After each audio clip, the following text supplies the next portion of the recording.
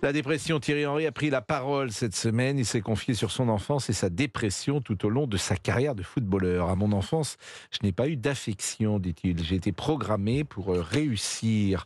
Il me parlait toujours de ce que j'avais raté, mal fait. Je pleurais quasiment tous les jours. Sans doute parle-t-il de son père. La première chose que mon père a déclaré, il m'a tenu en l'air. C'est ce que mon oncle et ma tante m'ont raconté. Il a dit, ce bébé sera un excellent joueur de football. C'est exactement ce qu'il a dit. La suite, c'est que j'étais programmé pour réussir. J'avais peut-être 5 ou 6 ans, juste pour frapper dans un ballon. Et à partir de là, ça a toujours été une mission. J'étais en mission pour réaliser son rêve, pour lui plaire. Ce n'était absolument pas mon choix. C'est terrible parce qu'il y a beaucoup d'enfants. Alors lui est footballeur, mais on peut être fils de pianiste, fils de que sais-je, et de vouloir être dans le désir de son père. Ou de sa mère aussi, parfois. Ou de sa mère, vous avez parfaitement raison. Laurent est avec nous. Bonjour Laurent, vous êtes président d'un club de foot amateur et peut-être êtes-vous confronté à ces parents qui pensent que leur fils doit devenir Mbappé. Oui, bonjour Pascal, bonjour à toute l'équipe d'Europe 1. Je vous souhaite déjà tout d'abord une bonne année, une bonne santé surtout. Merci, c'est très gentil. Alors oui, effectivement, je suis président d'un club de foot depuis 4 ans et j'ai eu un cas récemment, c'est-à-dire il y a 2 ans. Vous savez que je suis à côté de Sochaux, donc le centre de formation, et j'avais un jeune qui a commencé en basse catégorie, donc vraiment la plus basse, donc les U7, donc qui était très très bon, déjà U7. U9, monté en toutes ces catégories, et il est parti à l'âge de 13 ans donc au FC Sochaux, donc le centre de formation, déjà parce qu'il le méritait, et on a eu le cas où le papa a été prise avec son enfant, donc du coup il était vraiment à part. C'est-à-dire que le papa, c'était lui qui donnait les consignes à son propre enfant. Qui le rouspétait quand c'était pas bien sur le terrain, quand il était pas bon, quand il était bon. Au vestiaire, fin de match, il partait. Donc le papa nous disait rien. On n'a jamais eu trop de discussions avec le papa. Donc on savait effectivement son nom de famille et qu'il était chef d'entreprise. Mais voilà, son désir était que son enfant soit professionnel dans les années futures. Voilà. Alors, j'entends bien, d'abord, là, ça touche le football, mais il faudrait peut-être parler avec un psy d'ailleurs, mais c'est très classique.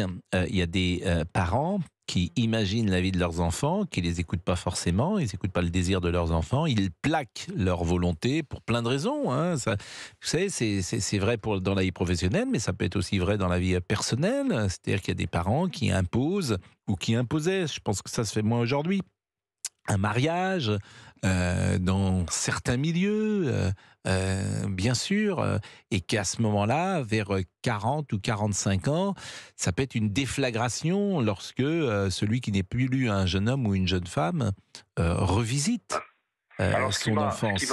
Mais que faire ? Qu'est-ce qu'on peut faire ? Alors, je sais pas en fait s'il y a vraiment grand chose, parce que en fait quand on est enfant, on est proche des parents, et on va écouter soit le papa soit la maman, qui a vraiment ça en tête en disant mon enfant sera professionnel. Et cet enfant-là, ce qui m'a marqué, et qui me marque encore, je vous dis, il y a 2 ans de cette histoire-là, c'est que cet enfant, on avait l'impression qu'il était triste. Et que tout était coupé en fait, parce que cet enfant-là, il a commencé en catégorie basse, donc U7, et il avait tous ses camarades de classe qui venaient jouer dans le même club, donc il était vraiment très très très proche. Et en fait, plus les années passaient et plus son papa faisait le forcing pour qu'il soit vraiment professionnel, le retirait un petit peu de ce monde. C'était en quelle année ça ? D'enfant. Comment ? C'était en quelle année ? Je vous parle de ça, on est en 2024, donc c'était en 2021. Et alors cet enfant, il est où aujourd'hui ? Cet enfant, il est où aujourd'hui ? Il est au FC Sochaux. Au centre de formation. Bon, et alors, ce qui est terrible aussi, c'est que si le père de Thierry Henry, peut-être dira-t-il, mais j'ai réussi, mon fils, il devrait me remercier, c'est grâce à moi qu'il est devenu le footballeur qu'il était. C'est pour ça que c'est compliqué. Oui, mais est-ce que Thierry Henry voulait être footballeur à la base ? Ou est-ce qu'il n'a pas fait pour son père ? C'est ce qu'il dit. Il dit, c'était pas mon choix. Moi, je répète ce que dit Thierry Henry. D'ailleurs, qu'il m'a pris dans ses bras Mon père a dit « Ce bébé sera un excellent joueur de football ». À partir de là, j'ai été programmé pour réussir. Tout au long de ma carrière, depuis ma naissance même, j'ai dû être en dépression. Est-ce que je le savais? Non. Ai-je fait quelque chose pour changer cela? Bien sûr que non. Mais je me suis adapté et j'ai marché. Peu importe d'où tu viens, peu importe ce que tu fais, peu importe ton métier, tu dois marcher. Vous vous rendez compte la force de ce que dit Thierry Henry? J'ai été en dépression toute ma carrière. J'ai même du mal, moi, à comprendre comment on peut être en dépression et un sportif de haut niveau. Je voudrais vraiment... ce sont les mots de Thierry Henry, mais je ne sais pas si sur le plan médical, parce que la dépression, c'est un diagnostic très précis quand même. Tu prends des médicaments pour lutter contre la dépression. Donc je trouve que ce sujet est évidemment passionnant. Mais je salue d'ailleurs Fabien Lecoeuvre, qui nous écoute. Il cite Céline Dion. C'est la même chose. La mère de Céline Dion, elle voulait que sa fille soit ce qu'elle est devenue. Michel Thor, pourquoi pas Sardou aussi, qui était un enfant de vedette. Ils ont été programmés. Alors, je ne sais pas si dans vos vies, vous avez été programmé, Monsieur Boubouk, pour être Non, pas un du Boubouk. Non, c'est difficile. Mais... Est-ce que c'est le hasard? Est-ce que c'est le hasard? Mon père ne m'a jamais dit j'aurais voulu être Boubouk, donc il faut que tu le sois. Non, parce qu'effectivement, parfois, l'enfant répare la cicatrice, la blessure, plus exactement, du père. Et ça, c'est pas bon. Bien évidemment. Par exemple, votre père avait froid vous-même? C'est la raison pour laquelle je suis surcouvert. Non, mais là, pourquoi vous êtes... non, parce que ne reportez pas là-dedans. Non, mais j'ai très froid dans ce studio. Il y a pas un chauffage, c'est grotesque. Mais c'est pas grotesque. Je suis meilleur quand j'ai chaud. Alors je mets une veste. Voilà, c'est tout. Pourtant, vous dormez la fenêtre ouverte. Je dis, mais vous êtes complètement, exactement, vous êtes complètement fou. Vous nous expliquez que vous dormez la fenêtre ouverte. Je suis comme vous. Je suis un homme de paradoxe. Voilà, c'est comme ça. Mais là, vous faites ça. Je veux dire, vous faites ça pour faire l'intéressant. Alors, je vais vous dire une chose. Pas du tout. J'ai pas besoin de ça. Je mets une veste par conviction. Bon, qu'est-ce qui se passe ce soir? C'est vendredi. Ah bon, comme ça, là, pas de transition, on y va. Qu'est-ce qui se passe? Non, rien de spécial. Ce week-end, franchement, rien de bien flamboyant. Mais là, ce soir, il y a quoi? Il y a un rendez-vous, un dîner? Non, j'aimerais bien. Elle est repartie. Non, celle avec qui j'ai dîné. Elle est repartie. Elle a refait sa valise. Elle est repartie aux Pays-Bas. Oui. Elle est repartie aux Pays-Bas. Elle était de passage. Elle est repartie. Mais elle est des Pays-Bas? Non, elle est pas des Pays-Bas. Elle est de Savoie. Oui, elle est étudiée aux Pays-Bas. Ouais. Bon, elle est repartie quand? Elle est repartie juste après notre dîner le lendemain, oui. Bon, et donc il s'est rien passé. Bon, c'est très grave ce qui s'est passé, c'est que oui, elle a rejoint quelqu'un d'autre. Elle m'a dit on se voit demain sans faute. Et quand je l'ai appelée, elle était en train de regarder une série dans le lit avec un ami. Oh alors non. bon, j'ai compris, hein. C'est moche. J'ai compris la série. Je pense que tout le monde aurait compris en même temps. J'ai compris un petit peu où elle voulait en venir. Et ce week-end, alors, il y a pas, vous essayez pas de rattraper l'affaire? Rattraper, non, je vais pas aller aux Pays-Bas. Attendez. Non, mais vous pouvez peut-être entamer une discussion avec quelqu'un, non? Bah oui, il faut que je trouve la personne. Présentez-moi quelqu'un. Ah bah je veux bien. Ah bah merci. Je veux bien. Aidez-moi. J'ai quelques personnes à vous présenter. Allez, soyez mon entremetteur. Exact. 12h42. Le Top Jeu Européen. Et il faut jouer maintenant, vous l'avez reconnu, le Top Jeu Européen, pour tenter de remporter l'iPhone 15. Si vous le gagnez, en plus, vous pourrez choisir sa couleur. Allez-y, il ne vous reste que 15 minutes pour vous inscrire et c'est le dernier jour pour jouer. Vous envoyez maintenant votre SMS iPhone au 73921. iPhone au 73921, c'est 3 fois 75 centimes d'euros plus coût du SMS. Bonne chance. Europe 1, Pascal Pro. Eh oui. Jordi. Jordi, voilà, ça avait fait beaucoup causer parce que là, tu es vraiment dans le désir de tes parents. Un bébé à 2-3 ans qui devient une star mondiale.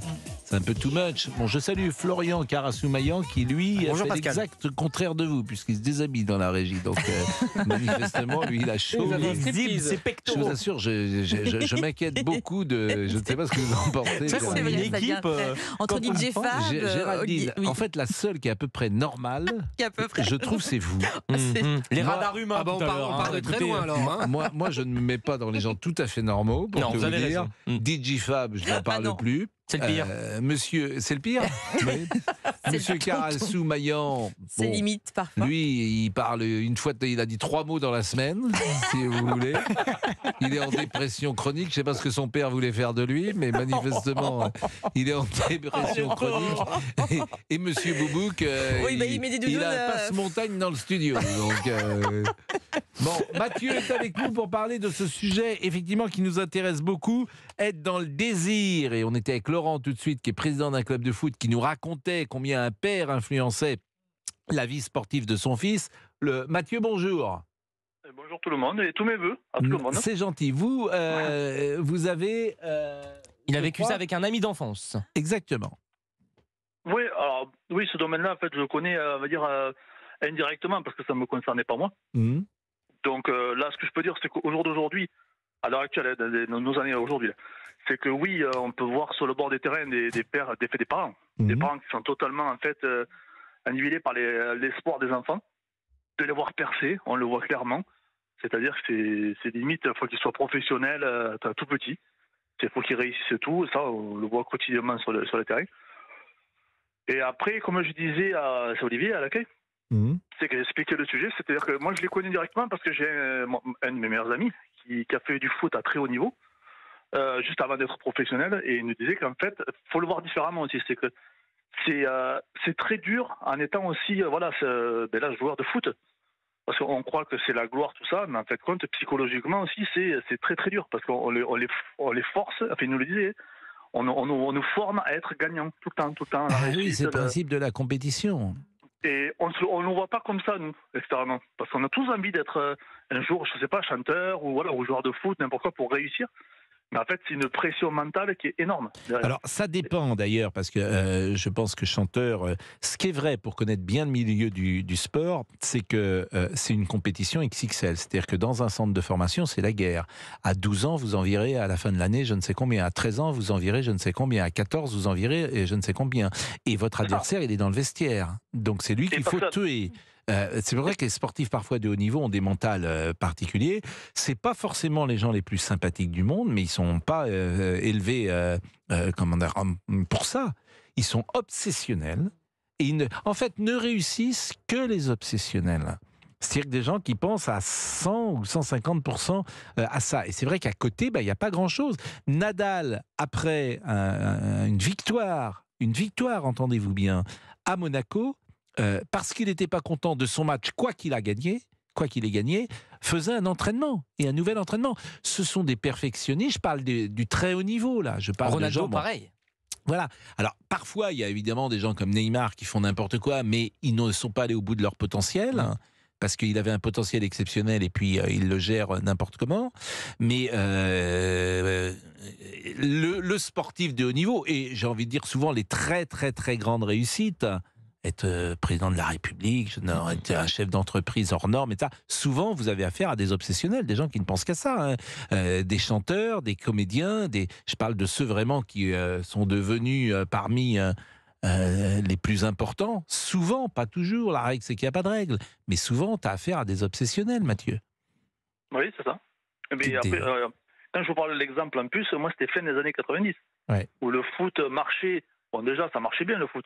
Oui. Mais avec les années qui montent, l'argent est arrivé, la pression, enfin voilà, c'est beaucoup plus de gens qui ont développé. Donc c'était pas la même pression avant. Donc j'imagine même pas au jour d'aujourd'hui les jeunes. Évidemment, mais c'est tout le problème de l'éducation des enfants. Alors cela dit, et c'est vrai souvent ce qu'on dit, c'est comment élever ses enfants. Parce qu'en même temps, l'exigence, la réussite des enfants, c'est la volonté des parents. Donc comment trouver le juste milieu. Oui, le juste milieu, exactement. C'est pas facile. Comment trouver le juste milieu? Tu ne peux pas laisser à l'abandon tes enfants. Tu dois lui mettre la pression. Pas trop, non, pas trop quand même. C'est ça la discussion. En fait, il faut évaluer le potentiel sans doute de son enfant, ce qui n'est jamais facile. De savoir évaluer également là où il aura peut-être le plus de plaisir à travailler. Entendre évidemment ce qu'il a envie de faire.